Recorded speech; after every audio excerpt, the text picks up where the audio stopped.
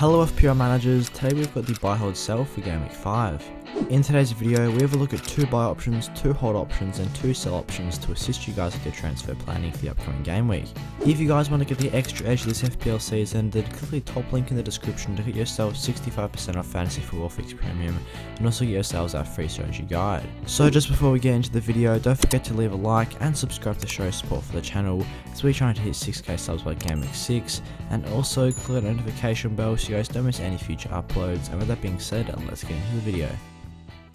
So as the first buy option on the list is Cristiano Ronaldo. The Manchester forward is coming in at £12.5 million and had a very impressive debut, recording 13 FPL points. This came about as he got himself 2 goals in United's 4-1 win over Newcastle, as he was very impressive all round. He had the highest XG on the pitch of 1.49, and this actually ranks second amongst all players so far this game week, and also recorded 6 shots, 2 of which was on target, and attempted 1 assist as well. He is obtaining some very nice positions and looks to be the main focal point as predicted for that Manchester United attack, and with this very high expected goals figure, I definitely would expect him to continue getting returns over the coming matches. A lot of other FPL managers also think so, as he has already seen over 500,000 transfers in, and I would expect his price to rise over the coming days even further. Also, Manchester United have some great upcoming fixtures of West Ham, Villa and Everton as their next 3, so with those 2 matches at home with Villa and Everton there, I definitely would expect Ronaldo to extend his scoring run. So especially for the next 3 weeks, if you are looking for that premium forward option, I do think Cristiano Ronaldo is probably the best choice,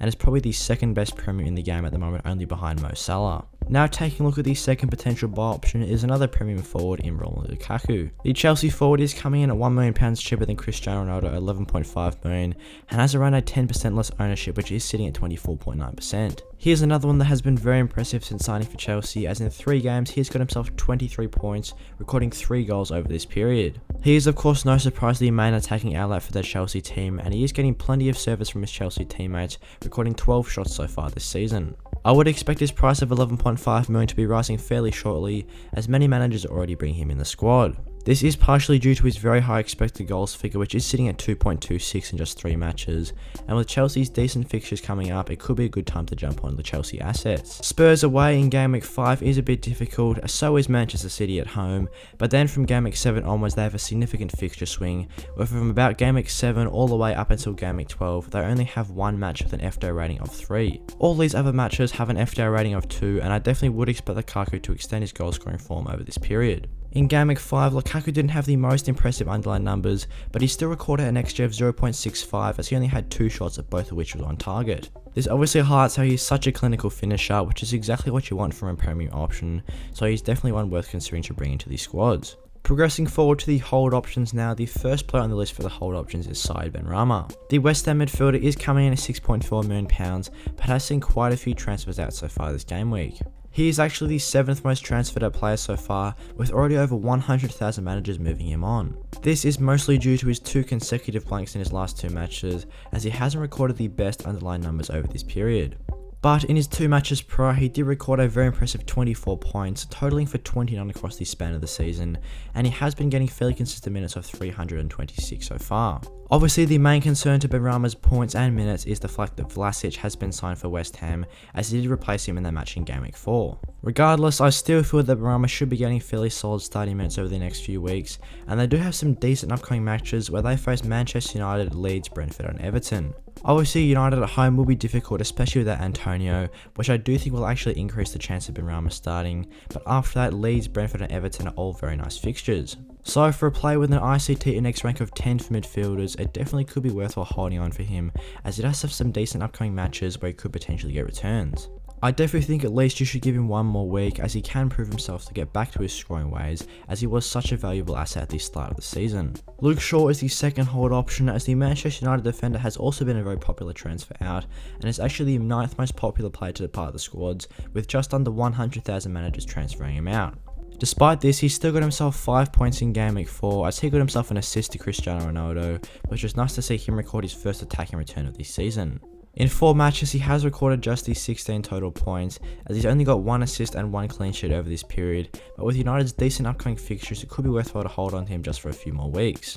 His underlying attacking stats have been okay so far, as despite only having a 0.02 XG, he does have a 0.97 expected assist, which is fairly high, as he has attempted 9 assists so far this season. If he can keep driving forward and getting into attacking positions, I don't doubt that he will be continuing to get assists in the future, as he did look fairly threatening in their match against Newcastle. He is of course on corners as well, which will definitely provide assist potential over the next few weeks, as Manchester United face West Ham, Villa and Everton as their next three. I definitely think there is clean sheet potential in all three of these matches, especially since Antonio will be missing their match against West Ham, so I definitely think it does increase his chance of defensive returns. At the moment, I do think it could be worthwhile keeping him until game week 7 or 8, when a lot of managers will be using their wild card, and then at that point when Manchester United have that fixture swing, it could be worthwhile moving him to a Chelsea defender, but at least for the short term, I still think he's a nice pick of 5.5 million. Now looking towards the sell list, Danny Ings is the first player on this list, as he did record his first blank of the season in game week 4. This came as no surprise, as Chelsea away was a fairly difficult fixture, and he did only record one shot in this game. Danny Ings is actually the fourth most popular player to depart the squad so far, as just under 200,000 managers have already transferred him out. It is clear to see why, as his price is only dropping, and they do have some very difficult fixtures in the upcoming matches of Everton and Manchester United and Spurs. Aston Villa haven't produced the most from an attacking standpoint, and Danny Ings' underlying attacking numbers haven't been the best either, as he has only recorded a 1.02 XG and only attempted one assist. Also, with many other great forward options at £8 million at the moment, such as likes of Bamford or even Jimenez for a bit cheaper, who are coming into better fixtures than Danny Ings, it does make him a very nice transfer out, as you can easily switch him to another forward option. Despite scoring 19 points in the first 3 weeks of the season, I do think it's a perfect time to transfer Danny Ings out, as he has got difficult upcoming fixtures and hasn't produced the best attacking underlying numbers.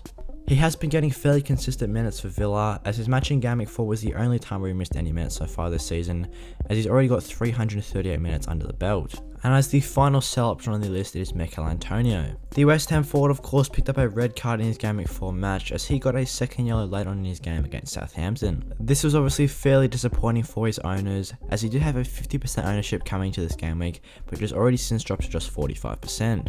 Consequently, he is actually the highest transferred out player so far this week, with already nearly 700,000 managers transfer him out, which is projecting him to have a price decrease fairly soon. He has of course been very impressive so far, recording 39 FPL points, which still makes him the top scoring player in FPL, despite getting -1 points in game week 4. He does have the number 1 ICT next rank for forwards, which is very impressive, hiding his great influence, creativity and threat to that West Ham side, and has been getting fairly consistent minutes, which is sitting at 358. He has of course also got one of the highest expected goals figures, which is sitting at 3.32, and has attempted 7 assists as well, hiding how his good all-round potential is definitely present. He does only miss game week 5 with his red card, so we'll be back in game week 6 to face Leeds away, then Brentford at home and Everton away. Obviously, missing game week 5 is not ideal, but it is still a fairly difficult fixture in Manchester United at home, which you may have potentially not got returns in. So if you do want to keep him, it's not necessarily a bad option, but if you are planning to wildcard fairly soon, I would recommend transferring him out. So that's all I've got for today for the buy, hold, sell of game week 5. I hope you guys enjoyed the video. If you did, give it a like and subscribe to show your support for the channel, as we're trying to hit 6k subs by game week 6, and also click the notification bell so you guys don't miss any future uploads, and leave a comment what you guys thought of this video and what are your transfer plans for the upcoming game week. With that being said, I'll see you guys in the next one.